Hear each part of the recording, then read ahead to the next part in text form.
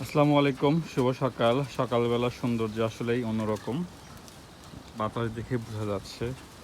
আর এই পাশে যে ডাটাগুলো হয়েছে, এই ডাটাগুলো তুলে নিব। এর মাঝখান থেকে কিন্তু বেশ অনেকবার ডাটা তোলা হয়েছে, তো এটা আস্তে আস্তে করে তুলে নিব।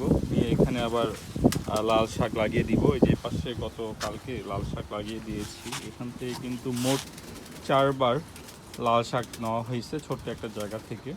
তো এখানে একটু হলেও জায়গা ওটার তুলনায় একটু বেশি বড়।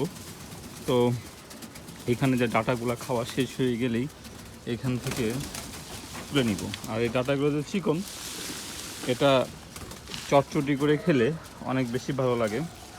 তো আসলে এগুলো তুলে নিচ্ছি।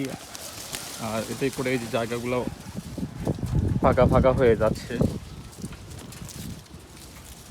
একটা করে টান দিলে সেটা 2টা 3টা অটোমেটিক চলে আসে।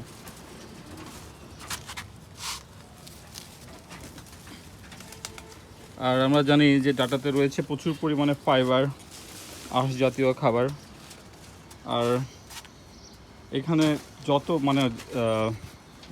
আর যাদের আসলে কোষ্ঠকাঠিন্যের সমস্যা বা হজমের সমস্যা, তারা কিন্তু নিয়মিত কিন্তু ডাটা খেতে পারেন। আর ডাটাতে রয়েছে আসলে প্রচুর পরিমাণে ফাইবার। তো আমি বেশ অনেকটাই নিয়ে ফেললাম, আরও আছে এখানে।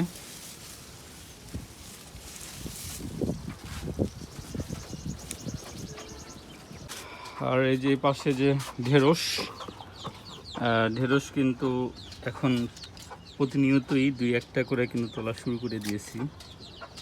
যে পাশে রয়েছে, আর এটা একবার যখন ধরা শুরু করে 2-1 দিন পর পরে কিন্তু তোলা যায়।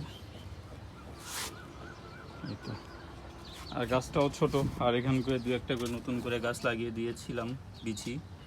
তো এখানে আবার দেখি 2টা গাছ হয়েছে, একটা গাছ মনে হয় নিচেই নষ্ট হয়ে গেছে। আর যেখানে যেখানে ফাঁকা সেখানে সেখানে লাগিয়ে দিয়েছি, যেন আসলে অন্তত অনেকগুলো গাছ থাকলে অনেকগুলো ঢেঁড়স পাওয়া যাবে।